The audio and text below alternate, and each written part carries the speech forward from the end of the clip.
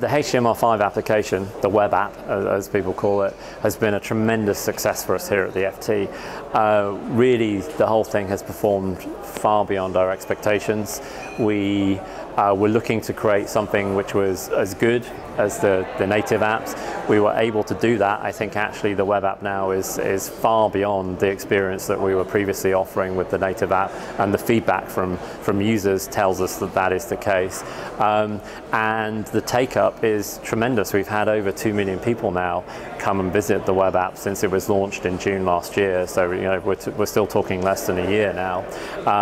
That's more people than ever downloaded the iPad app and the iPhone app combined over a much longer period of time.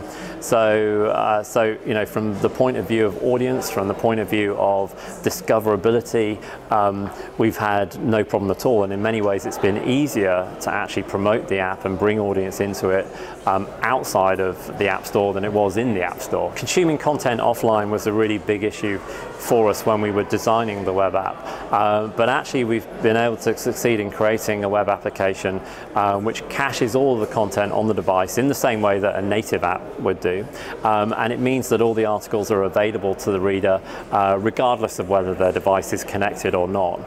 In fact, content caching is part of the HTML5 standard, and I think a lot of people don't understand just how powerful the HTML5 standard is. Really, many of the things that the features that people associate with native apps now are supported and enabled within HTML5, and you can do almost everything that you can do within a native app within a HTML5 application within the browser. There are some limitations, usually to do with using specific features on an individual device.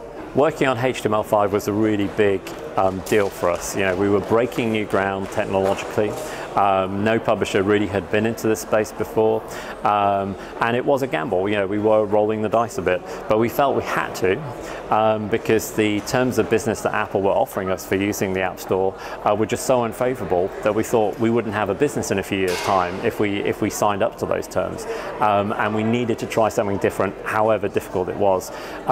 To make the app happen, we used a group of people called Asanka, a small company who we've been working with for many years.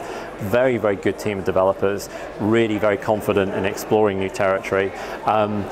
They didn't know how long it was going to take. What the proposition they put to me is they said, we think we can do this. It's theoretically possible, but we don't know how much of the native app we can replicate. We don't know how long it will take or how much it will cost.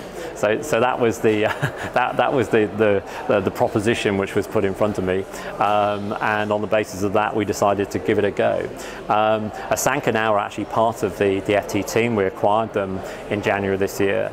That's partly because obviously we want to have the team that created the web app on board. It's now become a crucial part of our business, but also because we see this as indicative of the kind of direction that we want to go. Innovating technically, innovating with business models actually has done tremendous good to the FT business, and this is not the last time that we will go a different direction and try something new in building the digital business. In fact, we think it's crucial that we continue to do so. The content business is booming at the FT. We've had a strategy in place now for a number of years, not just on digital but across the whole business, of moving the balance of the business away from a dependence on advertising and towards a focus on content. That's really paying off. We've made tremendous progress. Now, across the whole of the FT this year, we expect that 50% of revenues will come from content rather than advertising. And if you focus on digital specifically, this will be the first year that FT.com makes more money from subscription revenues than it does from advertising.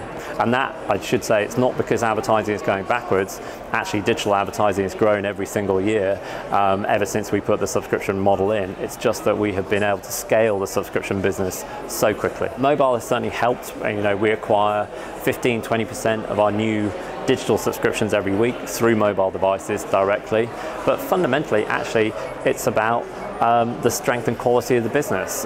We have great content. We haven't been shy about charging for it, and what we've discovered is that people are happy to pay when you have content which is unique, which is differentiated, which is must-have. Then there is no problem with the audience paying for it. They're very, very happy to, and in fact now we have 270,000 digital subscribers, and we expect that somewhere around the end of this year or early next year we'll have more digital subscribers than we have print circulation. Which will be a huge milestone for us. Video's become a big part of what we do. We continue to produce 150 to 200 videos per month. We've invested in the studio in London, and that's helped us to really improve the quality of production and make sure that the quality of the production matches the quality of the content and the output on the rest of the site. We're going to continue to invest in this because we think that a great web proposition is about multimedia. It's about a mix of text, of video, of interactive graphics, and we have to work on all those things to create the rich experience that readers want from us. I think over the next year or so you're going to see us promoting our video much more across the web. We think it's an asset that we haven't made enough of. This is an opportunity for people to see the best brains of the Financial Times talking about their topics, showing off their expertise, and we want to find a much bigger audience for that content.